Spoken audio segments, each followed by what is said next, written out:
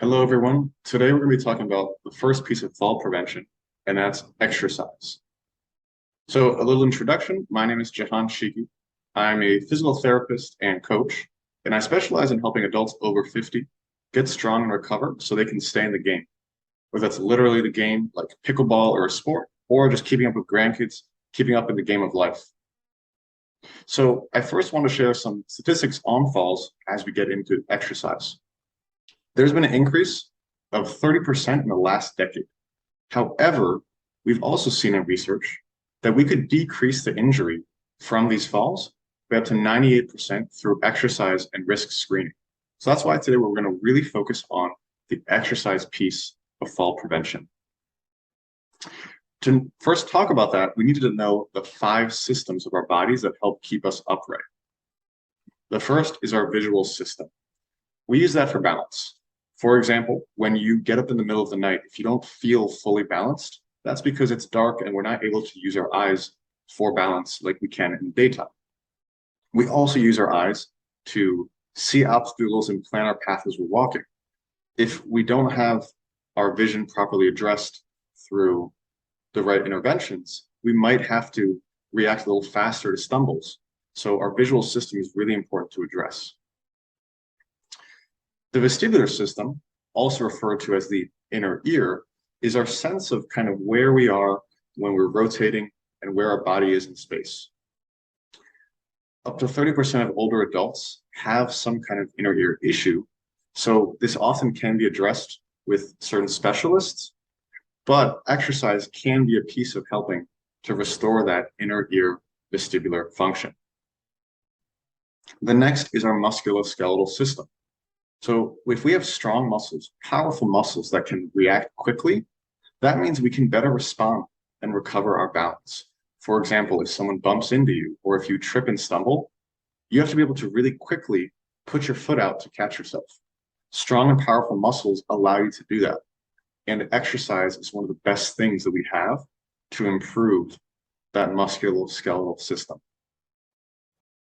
The next is our neurological system, the connection of our brain down to our body through that nervous system. This is strongly related to reaction time. So again, that ability to be able to step out quickly, to respond quickly to trips, to being bumped into, and that's really important and can be trained through exercise. The other piece of that is our neurological system helps us do 2 things at once. For example, texting or carrying something while walking. If you've noticed, sometimes you may have to stop or even slow down to text or do something else, because it's harder for the nervous system to do 2 things at once. Luckily, exercise can definitely address that and make that better. Lastly, we have our sense of proprioception, our sense of where our body is in space. This is like when you walk on grass, an uneven surface, such as a bumpy brick road. Your feet are kind of telling your body where you are in space and making little adjustments to keep you balanced. This can definitely be improved through exercise as well. We know that this is also affected by age and issues such as neuropathy, like we see with diabetes.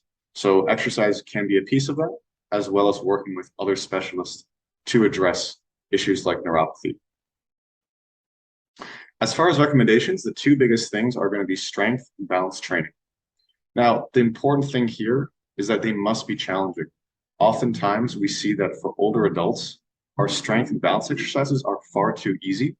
And if they're too easy, the body isn't getting the signal to get better and adapt.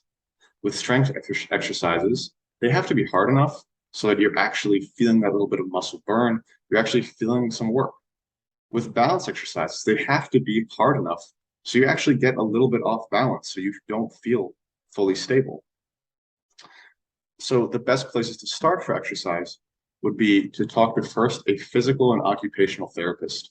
The reason I'd recommend this is because for each person, their needs for a balance and strength program are going to be a little bit different, depending on their medical history and depending on what exact systems need the most work.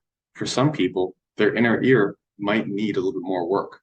For others, it might be that musculoskeletal system and improving their muscle strength and power. So I'd recommend working with a physical or occupational therapist first. Luckily, in Maryland, DC, Virginia, we have something called direct access, which means you can go to a physical therapist or occupational therapist without a physician referral. Or you can also get a physician referral, and that will give you a prescription of physical therapy for a certain amount of time. This is typically covered by insurance, which is another benefit. After you've gotten a sort of personalized program and evaluation, I'd recommend getting into some kind of community program like Tai Chi or many of the senior and fitness balance classes offered. Those can really help long-term keep the gains that you've made through your own program. So thank you for your time. If you have any questions, here's my email, website. You can find me on Facebook, and I look forward to chatting more and staying in touch.